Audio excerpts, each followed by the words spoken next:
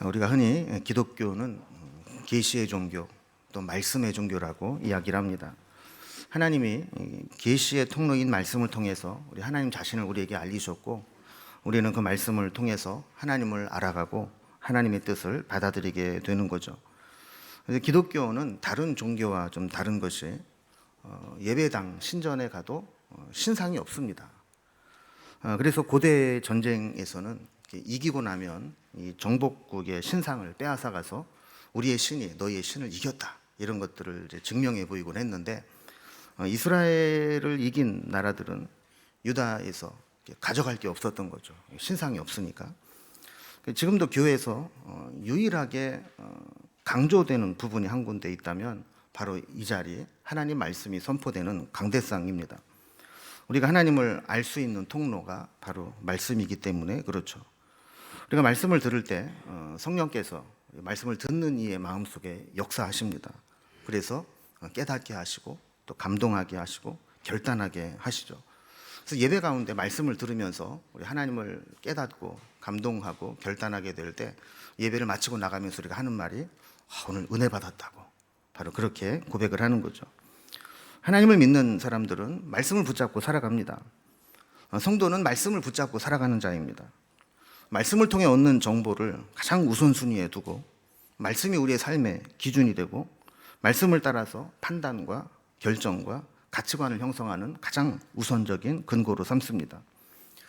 지금 서점에 가면 우리나라에서 가장 많이 팔리는 베스트셀러들을 보면 자기계발서와 또 위로와 공감을 주제로 한 심리학 책들이 많이 팔리고 있다고 합니다. 그만큼 사람들은 자기계발과 성장에 대한 욕구가 있고, 또 세상에서 상처받은 것들을 위로받고 싶은, 책을 통해서라도 공감하고 싶은 그런 욕구가 있다라는 것이죠. 그런데 가만히 돌아보면 여러분, 하나님의 말씀보다 우리를 성장시키는 게 어디 있습니까? 또 하나님의 말씀을 통해 받는 위로보다 우리가 더 큰 은혜를 받는 것이 어디 있겠습니까? 물론 세상의 좋은 책들을 무시하는 것이 아니라 저자의 권위로부터 그 책의 내용에 이르기까지 하나님의 말씀은 사람이 지은 어떤 책과도 비교할 수 없는 그런 책이라는 겁니다. 우리가 요즘에 초격차라는 이야기를 합니다. 비교 자체가 불가능한 절대 우위를 나타내는 것을 초격차라고 부르는데, 우리가 똑같은 책처럼 보이지만 하나님의 말씀과 사람이 지은 책은 그런 권위에 있어서 이런 초격차를 나타내는 것이죠. 만약에 우리가 말씀을 통해서 하나님의 음성을 들을 수 있고 또 말씀을 통해 받은 은혜를 나누는 그런 건강한 소그룹 공동체가 있다면, 사실 우리는 다른 데 가서 뭐 자기 개발을 하고 위로받고 상담하고 그렇게 안 해도 다 해결이 됩니다. 그래서 우리가 7월 달부터 소그룹을 다시 재개하는 이유 중에 하나가 바로 이런 겁니다. 경험해 보신 분들은 알겠지만 우리가 하나님 말씀을 알아가고 또 말씀에 순종할 때 말씀의 역사가 나타나는 것들을 체험하는 것, 그리고 말씀이 나를 변화시키고 성장하는 것들을 경험하는 것, 이것은 이 세상 어떤 기쁨과도 비교할 수 없는 큰 기쁨이 됩니다. 그리고 요즘은 인터넷상에 말씀의 영상들이 계속 남아 있어서 언제든지 내가 뭐 예배 시간에 졸든 딴 생각을 하든 못 나오든 뭐 필요할 때 찾아보면 되는 그런 상황이 됐지만, 사실 예전에는 말씀을 듣기 위해서는 그 현장에 꼭 나가야 할 때가 있었죠. 그 시간을 놓치고 그 자리에 못 가면 말씀을 다시 들을 수 없는 상황입니다. 그래서 어쩌다가 이 예배를 놓치고 말씀을 못 듣게 되면 막 안타까워서 속상했던 적이 있습니다. 여러분, 이렇게 말씀에 대한 사모함과 기대감, 그리고 말씀을 받을 때의 수용성, 이런 것들이 사실은 우리의 신앙을 성장시킬 수 있는 원동력이 되는 겁니다. 자, 이러한 성도의 정체성을 가장 잘 보여준 교회가 베레아 교회였습니다. 사도행전 17장 11절에 보면 베레아에 있는 사람들은 데살로니가에 있는 사람들보다 더 너그러워서 간절한 마음으로 말씀을 받고 이것이 그러한가 하여 날마다 성경을 상고함으로 그랬습니다. 자, 그들은 간절한 마음으로 말씀을 받았다 그랬어요. 말씀을 받을 때 너무 흔해 빠진 그런 말씀이 아니라 이 말씀이 아니면 나는 살 수 없다라고 하는 절박한 마음으로, 간절한 마음으로 말씀을 받았다는 거예요. 뿐만 아니라 이 말씀이 그러한가 하여 날마다 성경을 상고했다 그래요. 날마다 성경을 상고했다라고 하는 것은 말씀을 자기의 삶에 적용시켜보고 실천해 보면서 실제로 말씀대로 이루어지는가를 검증해 보았다는 겁니다. 여러분 하나님 말씀 받을 때 그런 간절한 마음으로 받습니까? 신앙의 회복은 하나님의 말씀을 받는 자세로부터 시작됩니다. 하나님 말씀에 대한 간절한 마음, 사모하는 마음, 절실한 마음이 있어야 그 말씀에 대한 은혜가 시작되는 겁니다. 또한 말씀을 듣는 것 못지않게 중요한 것은 말씀을 내 삶을 통해 검증해 보는 겁니다. 사람은 공부해서 얻은 지식보다 경험해서 얻은 지식이 훨씬 더 유용하고 오래가고 확실합니다. 성경 공부해서 지식을 많이 아는 것도 중요하지만 말씀대로 실천해 보았을 때 경험적으로 얻는 지식, 그것이 진짜 말씀의 지식이라는 거죠. 삶의 현장에서 배운 말씀이 정말로 그러한가를 적용하고 실천하면서 그 결과를 시험해보고 내 삶의 경험치로 삼는 것이 참된 그리스도인이라는 겁니다. 감사한 것은 하나님께서는 계속해서 우리에게 지금도 말씀하시고 계시의 역사를 진행하고 계십니다. 마치 방송국에서 24시간 방송을 송출하고 있는 것과 같이 우리가 라디오를 꺼놓지만 않고 주파수를 제대로 맞추고 있다면 언제든지 그 방송을 들을 수 있는 것처럼 우리가 하나님께 집중하고 간절한 마음으로 하나님 말씀을 들으려고 한다면 우리는 언제나 하나님의 계시를 발견하게 되는 거죠. 하나님의 계시의 경로는 크게 세 가지로 이루어져 왔습니다.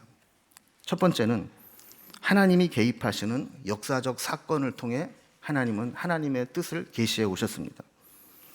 하나님은 우리의 역사에 그리고 우리가 접하는 여러 사건들 속에 관여하시고 개입해 오셨습니다. 우리가 그 당시에는 여기 하나님의 이런 뜻이 있었구나라는 것을 모를 때가 있지만 지나고 나면 이곳에 하나님이 이런 뜻이 있었구나, 하나님이 이렇게 인도하시는가를 발견하게 되는 것이죠. 성경에 보면 어떨 때 보면 이게 역사 같아요. 어떨 때 수많은 사건들이 기록되어 있어요.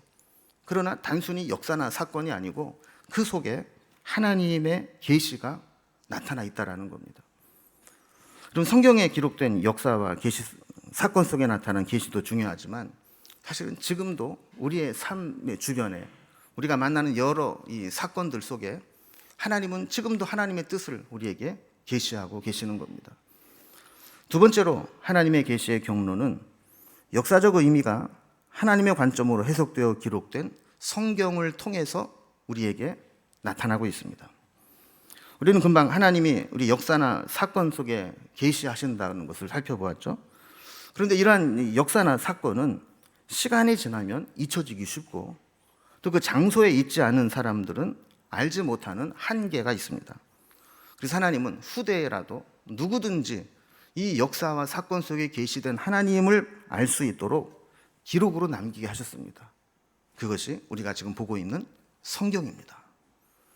세 번째 하나님의 계시의 통로는 기록된 하나님의 말씀을 우리가 접할 때 성령이 조명하심으로 깨닫게 되는 사건을 통해서 하나님의 계시가 우리에게 이어지고 있습니다. 우리는 여러 가지 통로를 통해서 하나님의 말씀을 접합니다. 어떤 분은 열심히 읽습니다. 어떤 분은 힘들지만 한자 한자 써서 그 하나님 말씀을 씁니다. 어떤 분은 매일 묵상합니다. 어떤 분은 정해진 과정을 통해 성경을 공부합니다.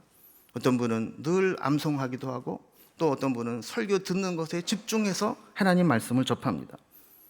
이때 성령께서 그 말씀을 접하는 곳에 조명해 주시면 하나님의 계시를 발견하게 되는 거죠. 성경의 계시 없이 읽을 때는 그냥 이스라엘의 역사를 우리가 왜 봐야 되나 하는 마음이 들지만 그 속에 성령의 조명하심이 있게 되면 그 이스라엘 역사와 사건 속에 하나님의 우리에게 하시는 말씀을 발견하게 됩니다. 어떤 사람이 개인적인 문학 작품이나 시처럼 여겼는데 성령의 조명하심이 있게 되면 그 저자의 고백 속에 하나님의 뜻이 나타나는 것을 보게 됩니다.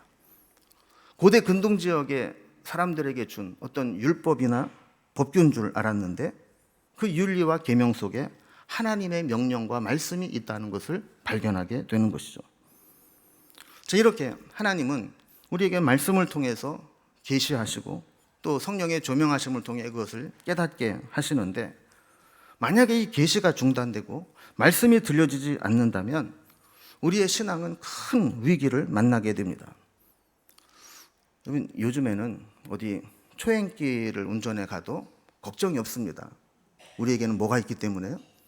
내비가 있기 때문에. 옛날에는 어떻게 갔어요? 지도책을 펴놓고 다 공부합니다. 어디 가면 사거리에서 좌회전하고 그 다음 삼거리에서 우회전하고 뭐를 끼고 어디 가고 막 공부를 해서 가야 헤매잖아요. 근데 요즘에 내비게이션을 믿고 초행길에 낯선 곳에 갔는데 갑자기 이게 목통이 돼버려서 내비가 작동을 안 하면 어떻게 됩니까? 막막해지는 겁니다. 이때 가장 좋은 것은 한쪽에 차를 세워두고 사람들에게 물어보는 것이죠. 여러분, 우리가 살아가는데 가장 안전한 인생길은 하나님의 말씀에 안내를 받으면서 가는 겁니다. 그런데 하나님의 말씀이, 계시가 끊어졌다. 아무리 생각해도 나는 하나님으로부터 말씀을 들은 적이 없는 것 같고 하나님의 지시하심을 받은 것이 없는 것 같다. 헤매고 방황할 수밖에 없는 겁니다. 말씀이 들리지 않을 때의 두려움과 초조함을 가장 잘 보여주는 사건이 사울에게 있었습니다. 우리가 이번 주에 큐티하면서 살펴볼 내용 중에 하나인데요. 사무엘이 죽고 사울에게 하나님 말씀을 전해줄 선지자가 없었습니다. 이미 사울은 제사장들을 다 죽여버렸기 때문에 영적으로 그에게 도움을 줄 사람이 없었을 때가 있었습니다. 그런데 블레 사람들이 쳐들어와서 진을 치고 겁을 주고 있습니다. 사무엘상 28장 6절에 보면 사울이 여호와께 묻자오되 여호와께서 꿈으로도 우림으로도 선지자로도 그에게 대답하지 아니하심으로 라고 했습니다. 상황은 급박합니다. 블레셋이 대군을 이끌고 와서 지금 전쟁을 일으키고 있는데 어떻게 해야 될지 알려줄 사람이, 하나님의 계시가 어떤 통로로도 자기에게 들어오지 않습니다.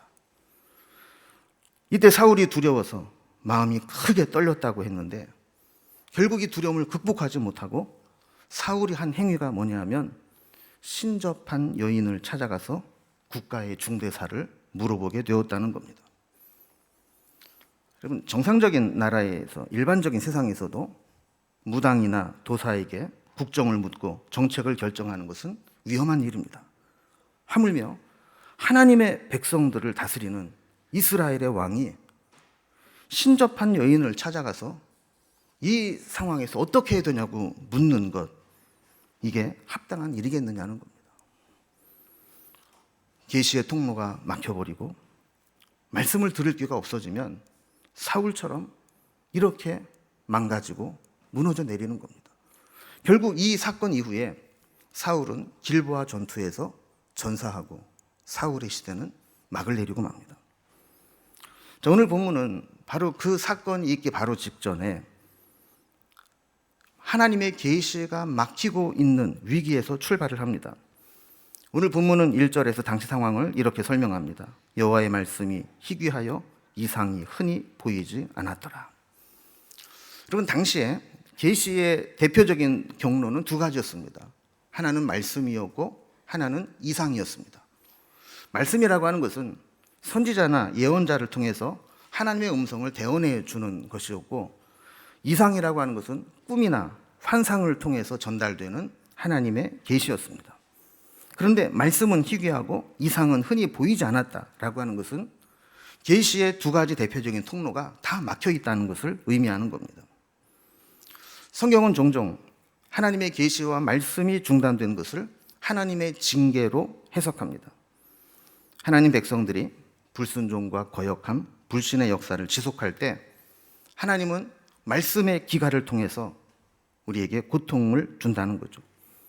아모스 8장 11절에 보면 주 여호와의 말씀이니라 보라 날이 이를지라 내가 기근을 땅에 보내리니 양식이 없어 주림이 아니며 물이 없어 가람이 아니요 여호와의 말씀을 듣지 못한 기갈이라 그랬습니다. 하나님이 기갈을 이 땅에 내리실 것인데 물이 없거나 양식이 없는 기갈이 아니고 말씀이 없는 영적인 기갈, 심령의 곤고함을 주겠다라는 거예요. 이 말씀 바로 앞에 보면 이스라엘 백성들의 범죄의 사실들을 하나님이 열거하십니다. 너희들 이렇게 잘못했지, 이렇게 심한 죄를 졌지. 그리고 7절에 보면 내가 그들의 모든 행위를 절대로 잊지 아니하리라 그랬습니다. 우리는 쉽게 죄짓고 잊어버리지만 하나님은 그걸 잊지 않겠다라는 거예요.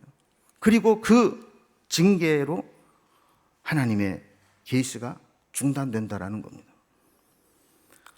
오늘 본문은 이렇게 당시의 어두운 영적 상태를 은유적으로 표현하고 있습니다. 2절에 보면 엘리의 눈이 점점 어두워가서 잘 보지 못하는 그때라고 했습니다. 엘리의 눈이 점점 어두워갔다. 이건 단지 노안이 오고 신체적인 시력이 약화되었다는 게 아니라 영안이 어두워져 갔다라는 거예요. 하나님의 말씀과 뜻을 분별할 수 있는 계시의 통로가 가려져 있었다라는 겁니다. 그런데 감사하게도 하나님은 말씀의 사람으로 쓰임 받을 한 사람을 예비해 놓고 기다리고 계셨습니다. 서원 기도로 태어나 젖된 후 제사장에게 보내져서 하나님을 섬기던 사무엘입니다. 어릴 때 회막에 보내어졌지만 때가 되어서 하나님은 사무엘을 들어 쓰시기 시작합니다. 그의 소명은 놀랍게도 하나님의 부르시는 음성을 분별하는 훈련에서부터 시작이 됩니다. 오늘 본문에 보면 하나님의 말씀의 사람으로 훈련되어져 가고 말씀을 듣고 분별하는 훈련을 보게 됩니다. 오늘 전체적으로 이해를 하기 위해서 옛날의 리더십을 발휘했던 엘리와 새롭게 하나님이 쓰시고자 하는 리더십을 발휘하는 사무엘을 한번 비교해서 살펴보도록 하겠습니다. 도표를 보면 엘리의 상황은 여호와의 말씀이 희귀하여 이상이 흔히 보이지 않더라 그랬습니다. 아까 말씀한 것처럼 하나님의 계시의 통로가 막혀가고 있는 상황이라는 것이죠.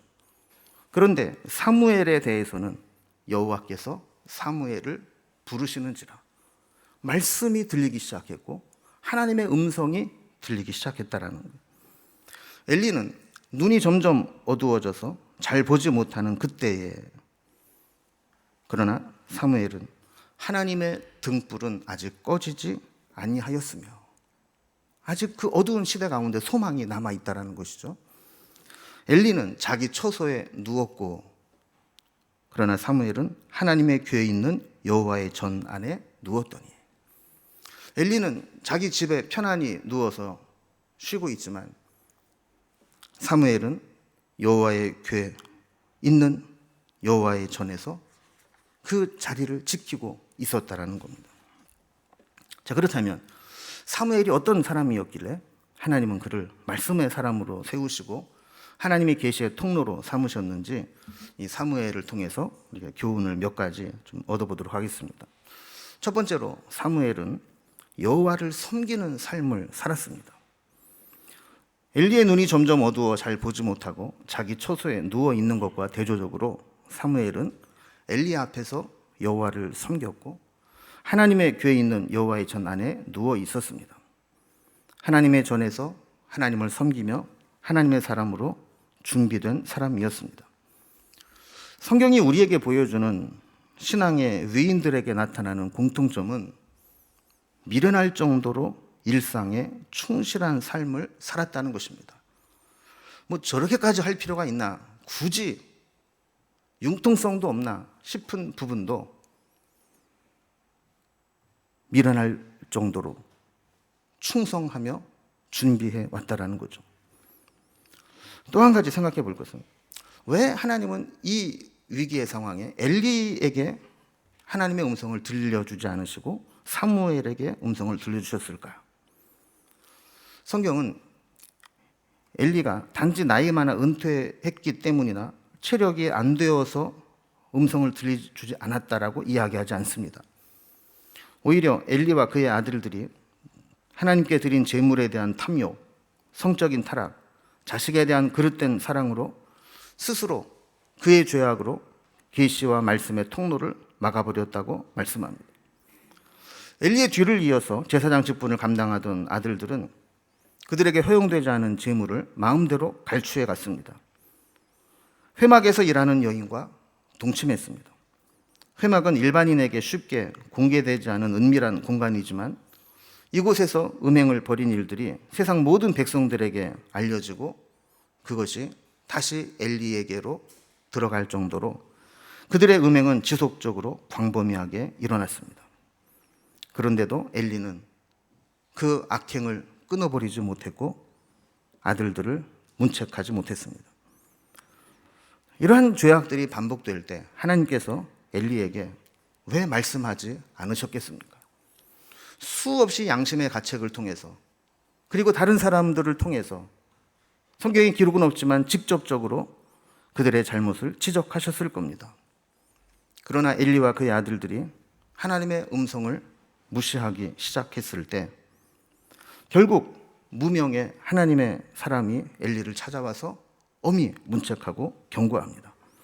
사무엘상 2장 29절에 보면 너희는 어찌하여 내가 내 처소에서 명령한 내 제물과 예물을 밟으며 내 아들들을 나보다 더 중히 여겨 내 백성 이스라엘이 드리는 가장 좋은 것으로 너희들을 살찌게 하느냐 그랬습니다. 재물에 대한 욕심, 탐욕, 이것 때문에 그리고 자식에 대한 맹목적인 사랑 때문에 하나님을 제대로 섬기지 못하는 것을 방치했다라는 거예요. 그래서 2장 30절에 보면 유명한 말씀을 전하죠. 나를 존중히 여기는 자를 내가 존중히 여기고 나를 멸시하는 자를 내가 경멸하리라. 결국 하나님의 경고를 무시하고 하나님의 말씀을 무시하게 될 때 하나님의 계시의 통로는 막혀버리고 만다는 겁니다. 여러분, 우리에게도 하나님 말씀이 들려지지 않고 설교를 듣는데도 아무런 감동이 없다면 뭔가 우리의 신앙에 이런 문제가 있지는 않는지 점검해 볼 필요가 있다는 겁니다. 그러나 사무엘은 묵묵히 자기에게 맡겨준 사명을 감당했습니다. 젖된 후에 어머니와 떨어져 회막에 보내어진 사무엘을 한번 생각해 보세요. 그 어린 나이에 얼마나 엄마가 보고 싶겠습니까? 엄마를 볼 수 있는 날은 1년에 딱 한 번 가족들이 매년제를 드리러 회막에 올라올 때 잠깐 보고 엄마가 지어준 옷 그거 받는 게 끝이었습니다. 아직 철이 든 것도 아니고 자기가 서원에서 자원에서 회막으로 올라온 것도 아니고 낯선 곳에 와서 낯선 사람들과 함께 지내야 되는 그 상황이 사무엘에게는 결코 좋은 상황이 아닙니다. 그럼에도 불구하고 사무엘은 묵묵히 엘리 앞에서 여호와를 섬기고 있었다. 잠을 잘 때도 여호와의 궤가 있는 여호와의 전에서 잠을 잤다라고 기록하고 있습니다. 그럼 하나님의 계시는 개차반처럼 살다가도 신내림을 받으면 무당이 되는 것과는 다릅니다. 하나님을 온전히 섬기는 자, 하나님을 존중히 여기는 자, 하나님의 말씀을 듣고 순종할 수 있도록 준비된 자에게 하나님의 말씀은 들려진다라는 것입니다. 두 번째로 사무엘은 말씀을 들었을 때 반응하는 훈련이 잘 되어 있었습니다. 물론 사무엘은 처음부터 하나님 말씀을 분별하고 들을 수 있었던 것은 아닙니다. 그러나 훈련 과정을 통해서 그는 성실하게 임해왔습니다. 7절 말씀에 보면 사무엘이 아직 여호와를 알지 못하고 여호와의 말씀도 아직 그에게 나타나지 아니한 때라 그랬습니다. 이게 아직 여호와를 알지 못했다고 하는 이 안다라는 말은 우리가 잘 아는 대로 히브리어 야다라는 단어를 씁니다. 이 야다는 지식적으로 아는 것이 아니라 상호간의 인격적 교제와 체험을 통해 알아가는 것을 의미하는 거죠. 그래서 성경에서 안다, 남자를 안다, 여자를 안다 그랬을 때 안다는 부부관계를 통해서 체험적으로 알아가는 것을 의미하는 거죠. 사무엘은 어머니 한나로부터 하나님에 대해서 들었을 겁니다. 회막에 와서는 엘리로부터 수도 없이 하나님에 대해서 듣고 하나님 섬기는 법을 배웠을 겁니다. 그러나 아직 여호와를 알지 못한다라고 한 것은 지식으로는 들었지만 그가 하나님의 음성을 직접 경험해 보지는 못했다라는 것을 의미하는 것이죠. 그래서 하나님은 하나님의 음성이 들려질 때 그것을 분별하도록 훈련을 시키십니다. 잠자리에 누웠던 사무엘을 하나님이 부르십니다. 사무엘은 엘리가 부르는 줄 알고 달려갑니다. 내가 여기 있나이다. 근데 엘리는 나는 부르지 아니하였으니 다시 누우라. 안 불렀어. 가서 잠이나 다시 자. 이런 얘기죠.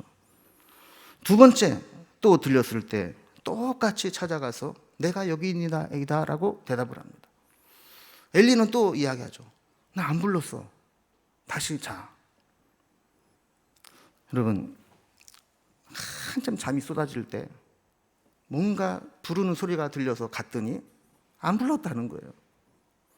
그럼 보통 부모가 자식과 실갱이를 하고 싸우는 대표적인 게 뭐냐면 학교 보내려고 잠든 거 깨울 때 부모는 지금 안 일어나면 늦으니까 빨리 일어나라고 그러는데 애들은 5분 반 더 자겠다고 5분 더 자서 무슨 영화를 보겠다고 엄마랑 그렇게 싸우고 실갱이를 보고 그럼 한참 잠자고 싶을 때 잠을 깨우는 것 이것보다 더 짜증나는 게 어디 있습니까? 그런데 사무엘은 3번이나 똑같은 음성이 들렸을 때 한 번도 다르지 않게 내가 여기 있나이다. 부르셔서 내가 왔나이다 라고 응답하는 훈련을 했습니다. 보통 사람 같으면 짜증도 냈을 것이고 또 내가 오늘 컨디션이 안 좋은가 보다. 헛게 들리나 보다. 그리고 들려도 무시했을 거예요. 그러나 사무엘은 귀찮을 정도로 반복되는 부름에도 변함없이 반응하며 달려갔습니다. 3번째 달려갔을 때 엘리는 그제서야 이게 하나님이 엘리를 부르시는 사무엘을 부르시는 음성이구나라는 것을 깨닫고 또 음성이 들린다면 여호와여 말씀하시옵소서 주의 종이 듣겠나이다. 이렇게 대답하라고 일러줍니다. 그러면 엘리가 사실 그의 인생 마지막에 보면 선한 일이 없습니다. 자식 교육도 잘 못 시키고 아무런 힘이 없습니다. 근데 마지막으로 잘한 게 뭐냐면 사무엘에게 하나님의 음성을 듣는 법을 가르쳐 주었다라는 겁니다. 좀 우리 교회 어르신들이 그런 은혜를 끼치면 좋을 것 같아요. 소그룹에서도 하나님 말씀을 묵상하고 하나님의 음성을 들었던 것들을 나누어주고 가르쳐주고 서로 말씀으로 교제할 수 있는 것 얼마나 귀한 일이겠어요. 3번째, 하나님이 사무엘에게 말씀하신 이유는 사무엘은 겸손히 경청하는 자세를 가지고 있었다라는 겁니다. 하나님이 사무엘을 4번째 부르실 때 사무엘은 엘리가 가르쳐준 대로 여호와여 말씀하옵소서 주의 종이 듣겠나이다 라고 응답을 했습니다. 여기서 듣는다라는 말은 단지 청각적으로 소리를 잘 듣는다는 것을 의미하는 게 아닙니다. 우리나라 어법도 그렇지만 좀 말을 잘 들어 이거는 청각이 좋아 이게 아니라 그 말에 대한 수용성이 있고 순종해 이런 의미가 있는 거죠. 사무엘은 주의 종이 듣겠나이다 하면서 말씀하옵소서 경청하는 자세를 가지고 있습니다. 저는 성경을 읽을 때나 묵상할 때 설교를 들을 때 이 고백을 좀 먼저 하고 하나님 말씀 접하면 좋겠다는 생각이 듭니다. 여호와여 말씀하옵소서 주의 종이 듣겠나이다. 어떤 막 충동이 생기냐면 다음 주부터 설교 듣기 전에 이거 하면 3번 복창하고 설교 들을까? 이런 생각도 들어요. 여러분 그렇게 안 하더라도 여러분 마음속에 딱 설교가 시작된다 또는 큐티를 시작한다 또 성경 읽기 시작한다 그럴 때 마음속으로 주여 말씀하옵소서 주의 종이 듣겠나이다 이렇게 고백하고 말씀을 접하면 좋겠습니다. 여러분 사무엘도 처음부터 하나님의 음성을 분별하고 들을 수 있었던 것은 아닙니다. 3번이나 엘리가 부른 줄로 알고 착각하고 달려갔습니다. 그러나 훈련을 통해서 그는 하나님의 음성을 들을 수 있는 귀가 열리게 되었습니다. 성경에 다 기록은 안 됐지만 그 후로 사무엘은 계속해서 하나님의 음성을 들었을 겁니다. 그래서 그가 들은 하나님 말씀을 백성들에게 전하며 백성들을 하나님께로 향하게 만드는 위대한 말씀의 사람이 되었습니다. 저는 우리 공동체가 사무엘처럼 말씀의 사람으로 세워지기를 소망합니다. 말씀을 들을 때마다 그 말씀이 내 심령에 들려지고 내 마음 중심에 그 말씀에 반응하게 되고 말씀대로 되는지 시험해보고 검증해보고 말씀이 내 삶에 체질화되어서 이럴 때 성경은 뭐라고 말씀하는가? 이럴 때 말씀에는 어떻게 하라고 하셨는가? 이것을 기억해내며 말씀의 사람으로 세워지기를 소망합니다. 그래서 계시가 중단된 것이 아니라 우리에게는 끊임없이 하나님의 말씀이 들려지고 하나님의 말씀의 인도함을 받는 그런 인생으로 살아갈 수 있기를 주님의 이름으로 기원합니다. 기도하겠습니다.